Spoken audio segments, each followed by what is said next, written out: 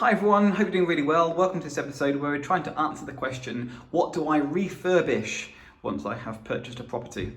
And before I take you around the room, which I'm going to in a second, I'm going to show you this room and go through it line item by line item by line item.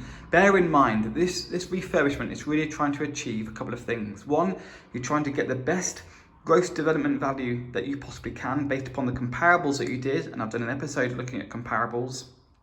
But also what refurbishment is going to be required to give me the top market rent. And then how much money am I going to have to invest to get those two figures? And ultimately, what is my return on investment going to be? Now, I've covered all those big principles in my mini series. So if you haven't yet seen that and you think that might be helpful, then you can always have a look at that if that's going to be helpful to you. But then those things you have to bear in mind. How much work am I going to have to put in, and what's the cost going to be to get the gross development value I need and the rental return that I need? So let's just do it then. Now, as I walk towards this, you will already perhaps seen a previous episode where I showed you a schedule of works on screen, and I showed you what it looked like from a pictorial point of view. And I decided to do that first because I thought it'd be helpful for you to have a framework. And then in this episode, I'll give you the information that will go within that framework. So every time I mention something that needs doing, it's a line item, just like the line item as I showed you in the schedule of works in that previous episode. You'll see the link on screen now, but I'll also put it in the description below. So what we like to do, we like to come into a house on an inspection, and also same for a refurb. Same when I put the schedule of works together, I come as far away from the front door as possible. I stand with my back to the garden and I face the road, whether I can see it or not, and I start by looking up at the ceiling. Now, you can already see that this ceiling is in good condition. I'm going to try and find a balance between going slowly and smoothly to give you an idea. But if you come into a house and the ceiling looks like this, even though you may not want a wallpapered ceiling, what we do is we leave a ceiling that looks like this well alone. All it needs now is painting. So line item 1, paint the ceiling. Next thing you're going to do is look in the middle of the room and you'll see a ceiling rose. We always replace every single ceiling rose. So that's just next line item, replace ceiling rose.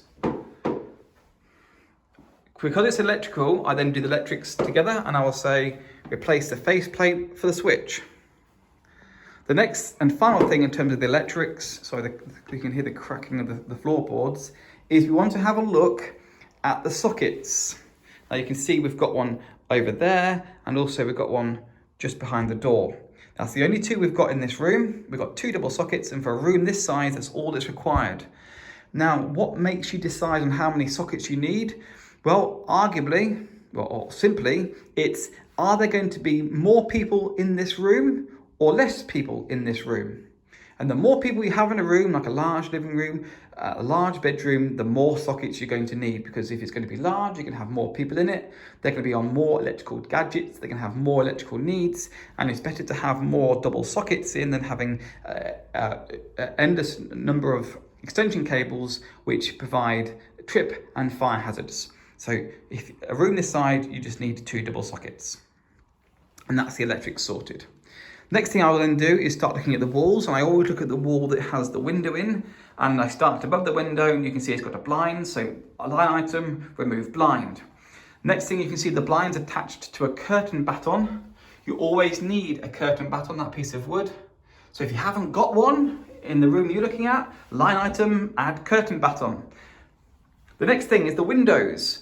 Now, I've said it before, I know I have on viewings, so you should have already done this, but you want to check things that can open are openable, things that should close and shut properly are and can be, things that turn off, turn them off, things that turn on, turn them on, and so on. And check everything.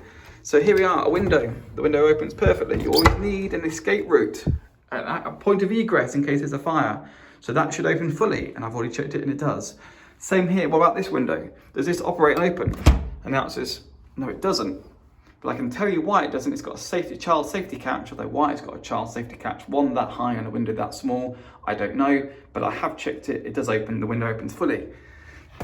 However, what you may or may not have noticed then is that these windows, these handles, open, there's no safety catch. There's also no keys. in either of these windows. And they open, what's this one? There we are. They open immediately. So they're not secure. So what I would put this down as a line item is overhaul the window, and that's going to cost somewhere between £30 and £45. Overhaul the window, they'll make sure the window functions. Come a bit lower than the window, you'll now see this piece of wood on the inside. Anyone know what this is called? If you said window board, you're absolutely correct. If you said window sill, you're probably referring to this piece of plastic outside. That's the window sill. This is the window board. Is it attached? Is it secure? Is it going anywhere? No, so leave it. Next thing, talk about the heating. Done the lightings already. What about the heating? Here we have a radiator. Notice it's got a gas, a TRV, a thermostatic radiator valve. Brilliant. If you haven't got it, add TRV. This radiator is pink. What do you do about that? Leave as it is, in terms of leave it in place. Don't need to replace it, but I would just paint it white. I don't normally like painting radiators because it's a barrier to the heat, of course. But in this case, I'm not going to leave it pink, so I'll paint radiator white. That's one wall done. So what about the other walls? If you come back over here, this wall, like all the others, this is wallpapered. Do I like the colour? No. Is it the best wallpaper in the world? No. Is it going to come off? No. The cost of taking the wallpaper off, this and all the other rooms in this, other walls in this room, is just going to cost too much. Will it improve the GDV? No. Will it improve rent? No. Will it be detrimental to having wallpapered walls that are painted white or magnolia? No. So there's just no point in investing that money. There's no return on it. So on this, just going to paint. Same here. We're just going to paint all the walls. And you might say to me, well, what about these walls over here? You've got two different types of wallpaper. You're surely going to get rid of those. That looks awful. Absolutely not. I'm just going to paint them. Just going to paint them neutral colours. Whites, greys, or white and magnolia, which is what we typically do. White walls and magnolia would magnolia walls and white would work. And the thing is, if you're going to start taking this off, then you're going to think about potentially skimming, because you don't know what the condition of the plaster is. If you're going to have to take the wallpaper off and the plaster is poor, you then got to re-skim. That means you're also going to remove the woodwork, the skirting boards, and they're very good skirting boards. They're not perfectly joined and blended in together, but they're solid wood and they're in place. So there's absolutely no point to remove those either. So keep the wallpaper. Just paint the walls. Boiler cupboard. What do we do about this? What do we think? Well, we're just going to paint it, clear it out, vacuum it out, and leave that as it is. What about the door? Remember, open and close everything that should be open and closed. That door does not shut. So line item, ease and adjust door to the boiler cupboard. And the carpenter or the builder, whoever you work with, will come and just plane that down and make sure that fits. What about the door furniture? Well, this handle is probably just fine. Just needs cleaning, maybe. So just clean the handle. Doesn't need replacing unless you wish to. But what's the return going to be? Have a look at this very carefully. This could be asbestos. I definitely know it's not. It's cement board. But if you've got anything you're not sure about, I might do a video on asbestos actually. Have a look. That otherwise is fine. The architrave then around it, the woodwork around the door, it's totally fine. It's in good condition. There's no point to replace it. There's no point removing it or renewing it. Leave as it is. What about the rest of the woodwork? We've already touched on the skirting board. The skirting boards do not need to be changed. It's not the tidiest, and it's certainly got dings out of it, but the decorator will just use a bit of cork, and they'll just paint that. Even though you've got these joins that don't work properly, that's fine. What about this cupboard? Do you keep this cupboard or do you get rid of it? Well, let's have a look at it. Does it open and shut? Yes, it does. Does it do its job? Yes, it does. Okay, well, question for you then. What would you do? Would you get rid of that or would you keep it? What's the impact going to be in terms of gross development value, and what's the impact going to be in terms of rent? What's the cost going to be?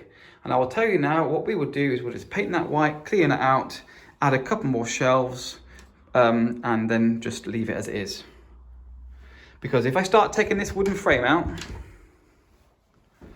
I'm definitely going to disturb the wallpaper.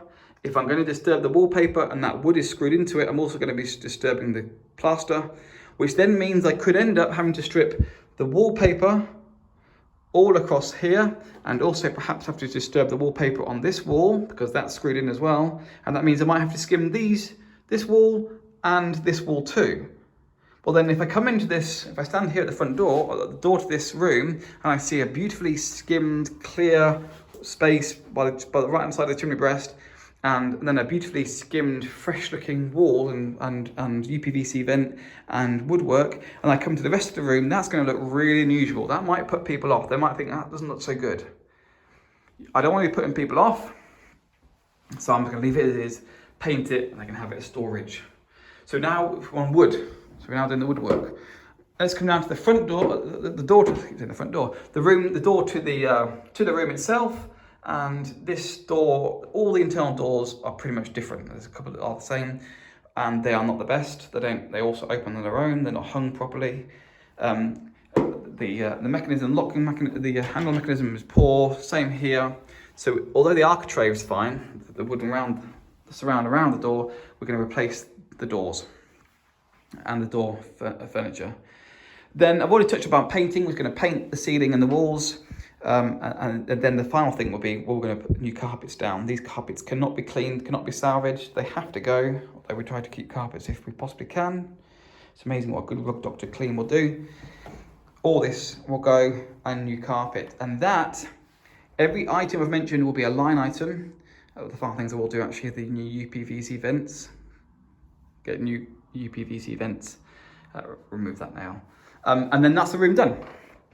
And that is how I would look at a room, and how I would, in conjunction with my previous episode, I'd put together a schedule of works.